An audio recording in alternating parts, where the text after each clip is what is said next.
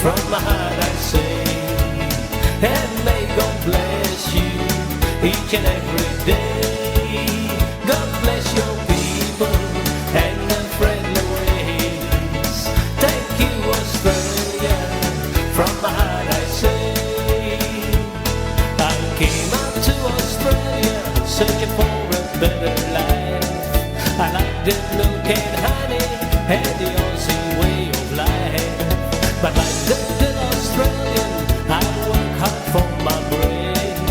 And these words I say each night as I lay my head. Thank you, Australia, from my heart I say. And may God bless you each and every day. God bless your people and their friendly ways. Thank you, Australia, from my heart I say.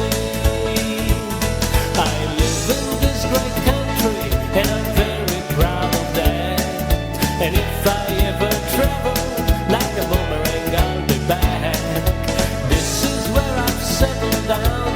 This is where I'll stay. This is where I'm free to do things I do each day. Thank you, Australia, from my heart I say.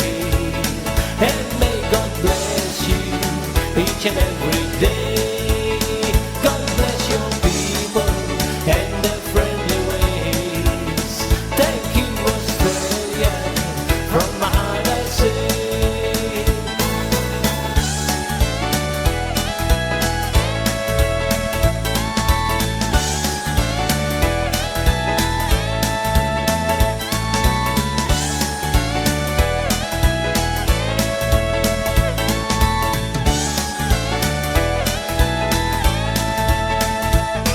So come on, all you Aussies, migrants and refugees. Let's all work together like a one big family. We're in the lucky country, let's help keep it that way. Now come on and join me, and together let us say, thank you, Australia, from my heart I say. And may God bless you each and every day. God bless your people and their friendly ways. Thank you, Australia, from my heart I say. Thank you, Australia, from my heart I say.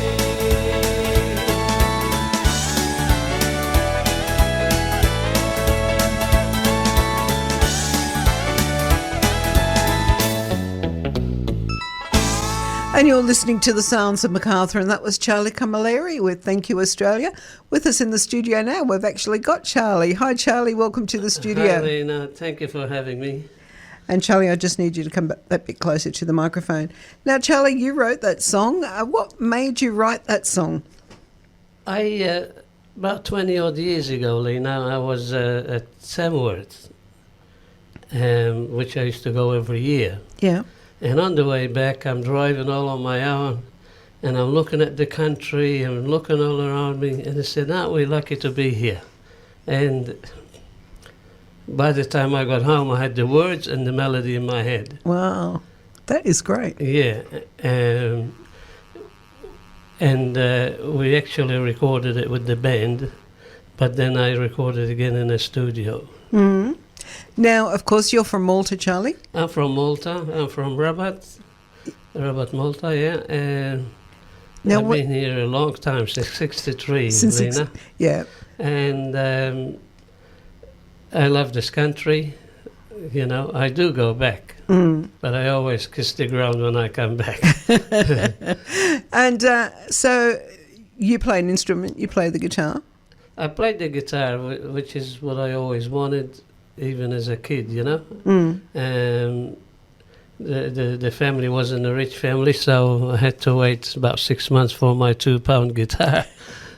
And then... And what about lessons? I had one lesson once, and it was about 4.5 shillings for half an hour. and I was making £1.5 for 40 hours. Yeah. It's equals to $6, you know. Yeah, that's right. Yeah. You try to explain that, how low income was to children today. Well, and they just can't fathom the difference. Yeah, I was under 17. I'm talking about 1959, 1960. And my wages was £1.5, which would have been about $5 today. Yeah. You know?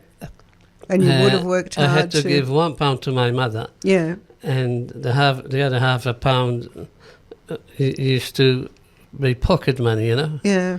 But I was always broke. You can only stretch it so far. Yeah.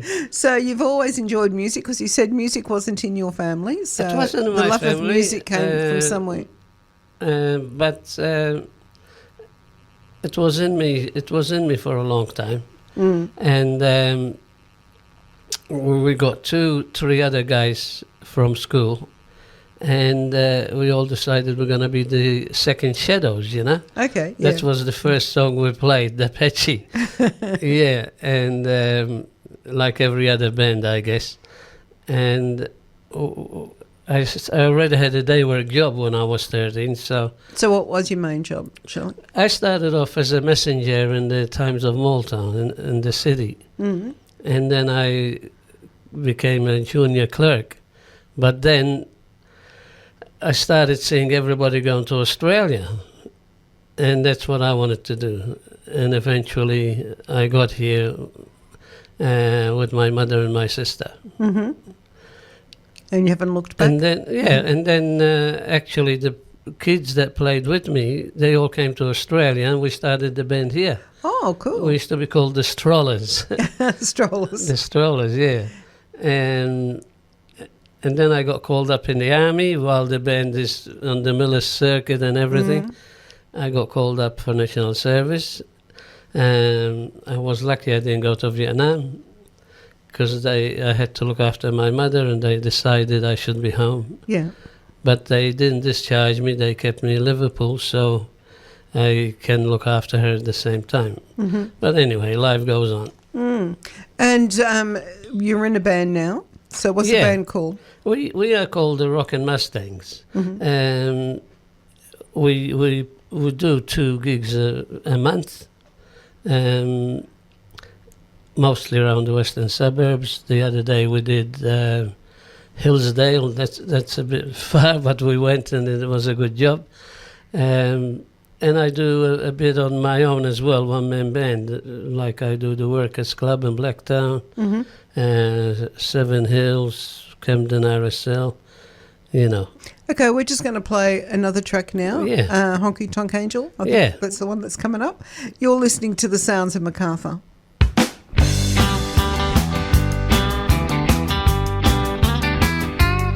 Well, you wouldn't read my letter if I wrote you, and you asked me not to call you on the phone. But there's something I've been wanting to tell you, so I wrote it in the words of the song. I didn't know God made honky tonk angels, and I might have known you'll never make a wife. You gave up the only one that ever loved you, and went back to the wild side of life. Well, the glamour of the gay nightlife has lured you to the places where the wine and liquor flow, where you wait to be anybody's baby and forget the truest love you've ever known. I didn't know God made honky tonk angels, and I might have known you'll never make a wife. You gave up the only one that ever loved you, and went back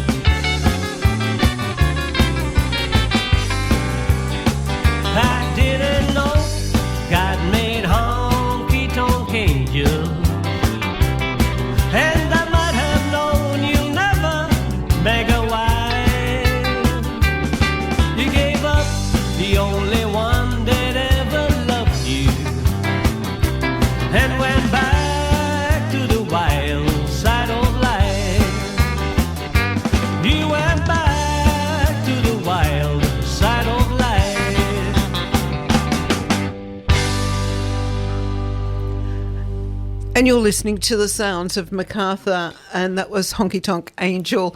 And with us in the studio, we've got Charlie Camilleri. Now, Charlie, what kind of songs do you sing at these gigs? Well, I have a big selection, actually, Lina, because you have to. He wants line dancing, she wants a love song.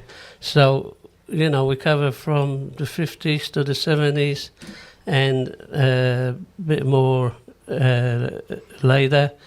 Like So how far? Creedence Clearwater Revival, yeah. rock and roll songs, and I do a lot of easy listening too. Because sometimes you're in a lounge and they're just listening, so They just want to don't relax and- blow them yeah. away, you know. Yeah. You play songs, bit of Beatles, bit of this, bit of that, you know. So you do the easy John listening more Denver, like when yeah. you're doing a solo gig? Would that be when you do your easy listening style, when you're doing a one-man gig? Well, it depends which club. If it's a busy club, you keep them jumping, right? If it's if they're just playing pokies, they just want to listen to a good song, well, I tone it down a bit, you know? Yeah. But when they're dancing, if they're not dancing, I want to know why, because I really try to get them up. And sometimes they're a bit too feeble to do rock and roll, so I just look at them and I say, oh, let's give them a wasted days and wasted nights or something like that, you know. One night with you.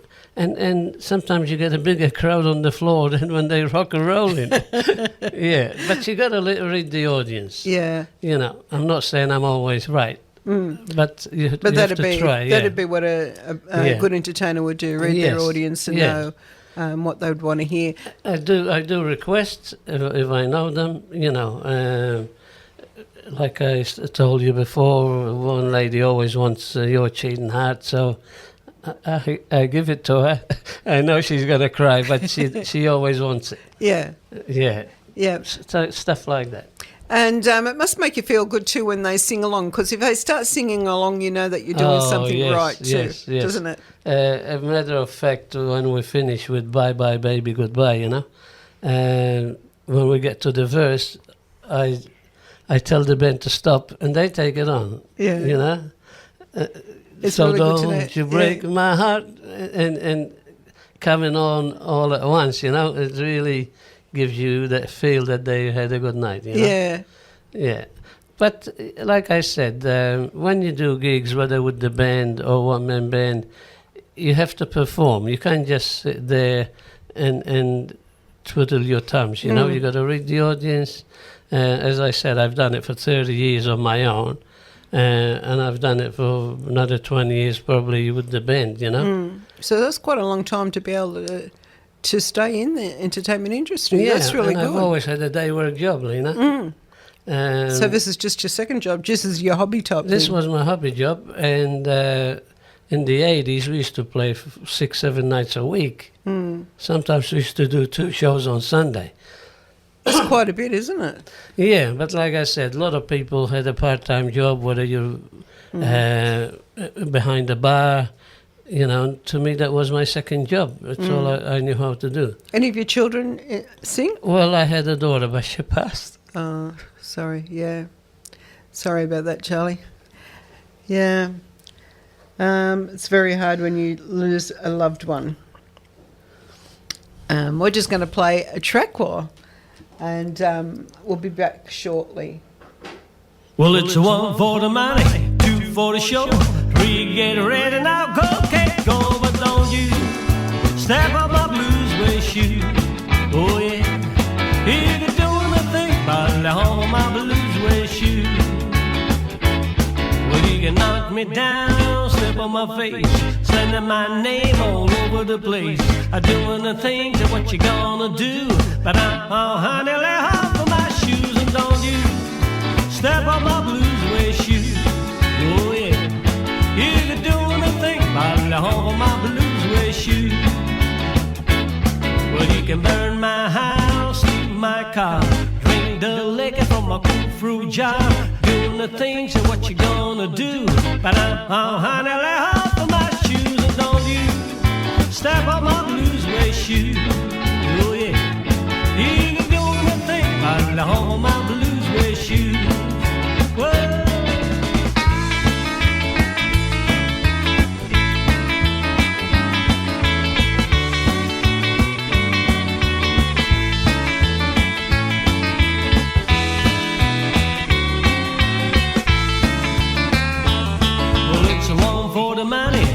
for the show. A three, get ready now, go, go, go. But don't you step on my blue suede shoes. Oh yeah, you can do nothing but lay off of my blue suede shoes. Well, blue suede shoes, baby, blue suede shoes, yeah, blue suede shoes, baby, a blue suede shoes. You can do anything but lay off my blue suede shoes.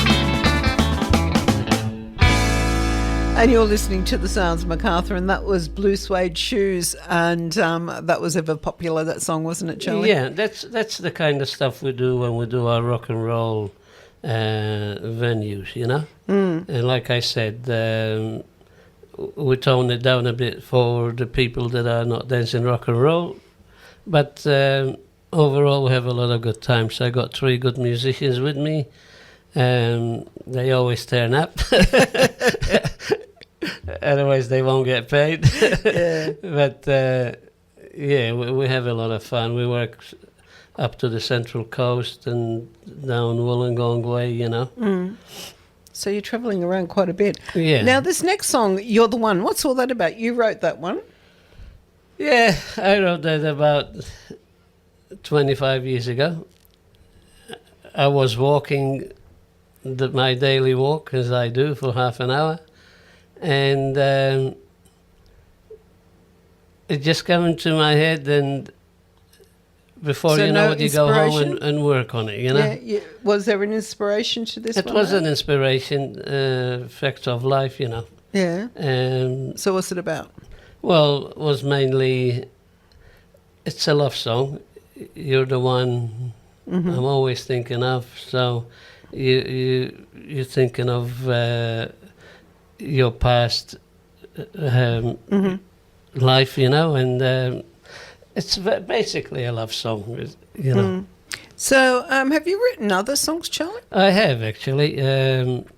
I've got about 40 that I registered with opera, and sometimes I do them acoustically on my guitar, and eventually I want to sit down and maybe do I did 2 Maltese albums actually.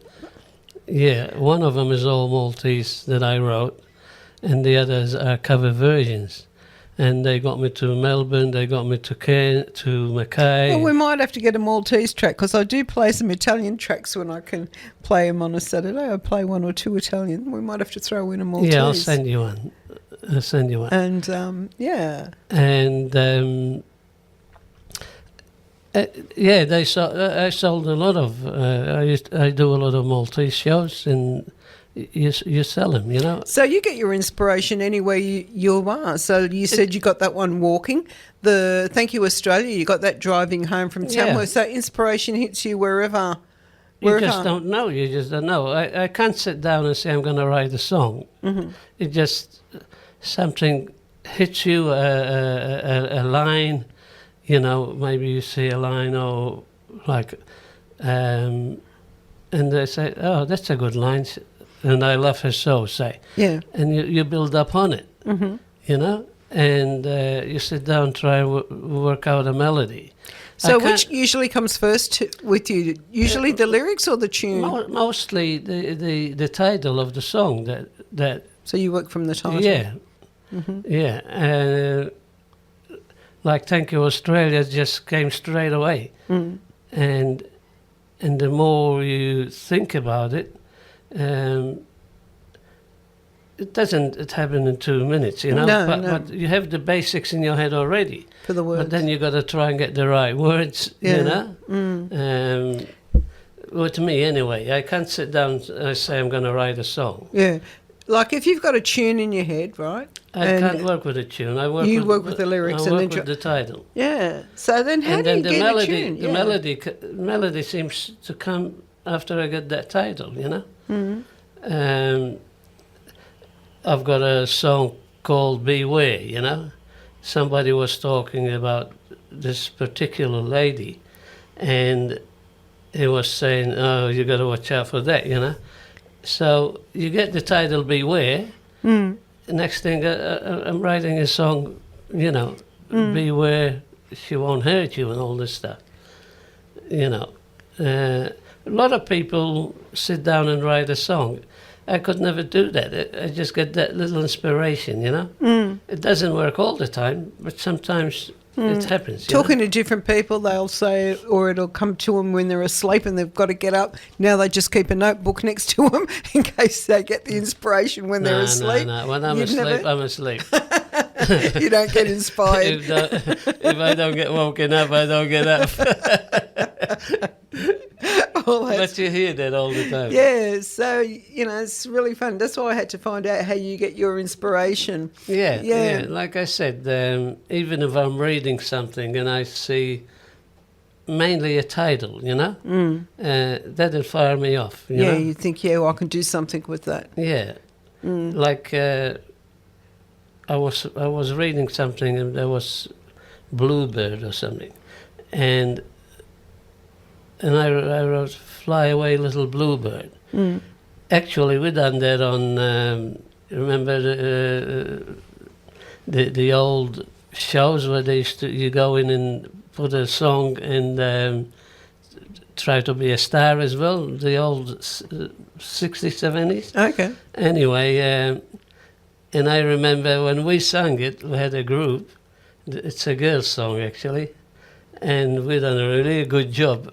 And this, what was his name? King, some King bloke. He said, "It's a nice song," he said, "but there's too many Bluebird songs." So we come in second anyway. Yeah. Now, which would you say would be harder, writing the lyrics or writing the music? Putting the music, which would you think harder? You can have a bit of a hard time trying to get the music together, trying to get the chords right, and sometimes you're always looking for words, you know. As I said, I'm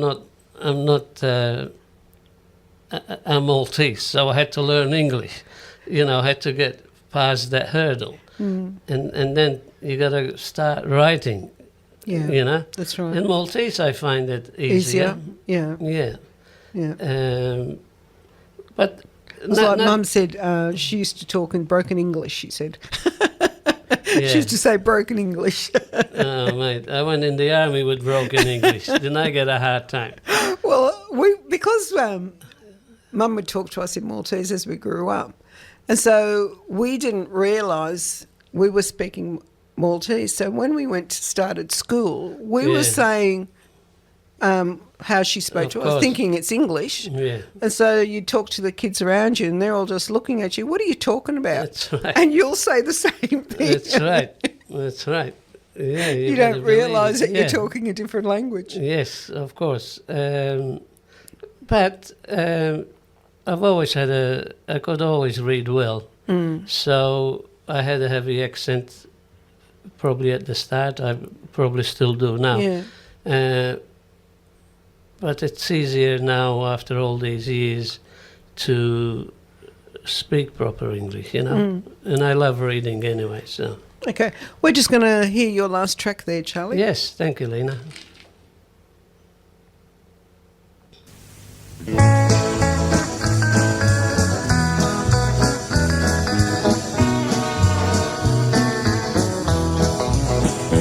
You're the one I'm always thinking of. You're the one I'm always dreaming of.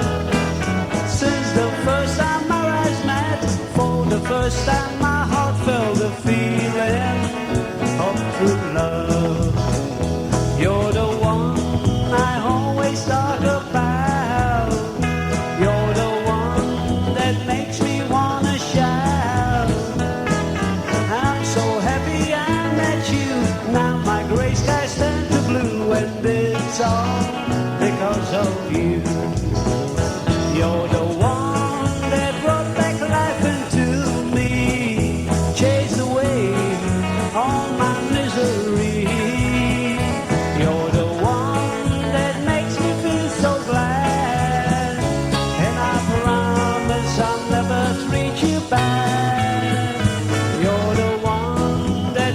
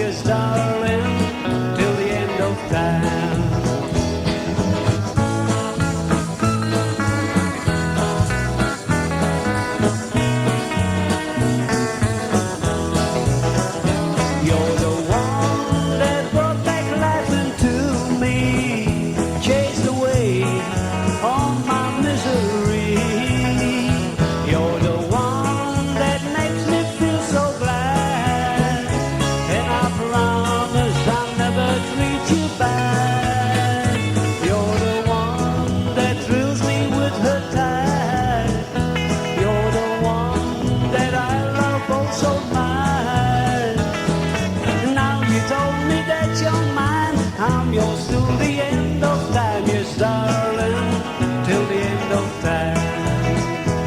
Yes, darling, till the end of time.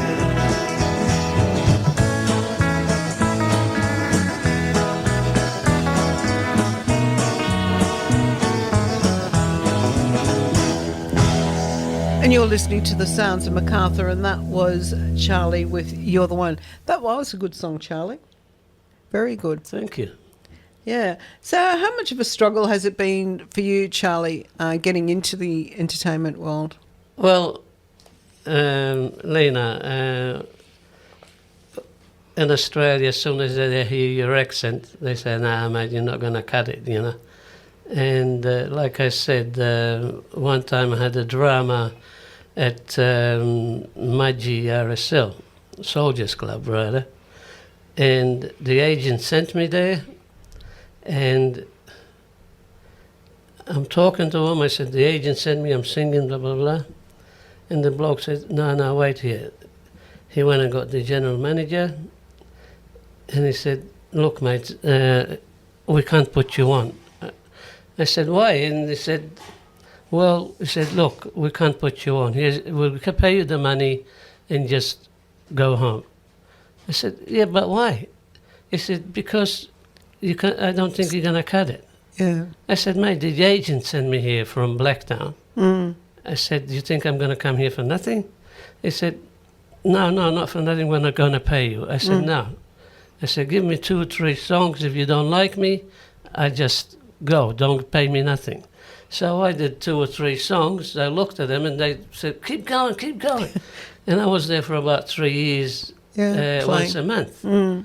You know. So you were taking... But you always got that...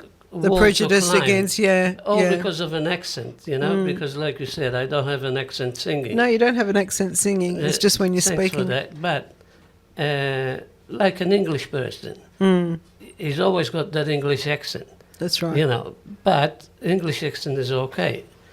But when you hear a Maltese accent, it scares the hell out of them. And it's funny because not all Maltese people keep their accent. I know Mum kept it right up until she passed away.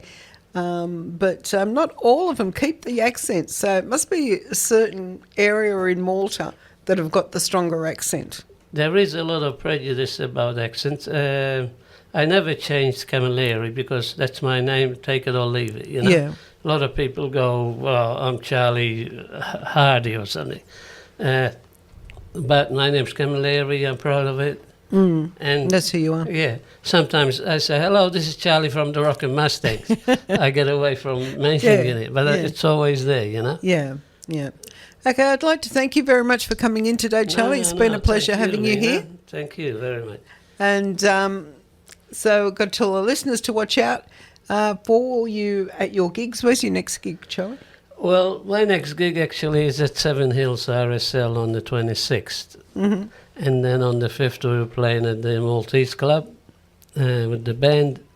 But we've got about two gigs a month with the band and maybe one on my own once a month. Okay. Well, thank you very much for coming in today. Thank you, Lina, and thank you, Mr. TJ. You're listening to the sounds of MacArthur.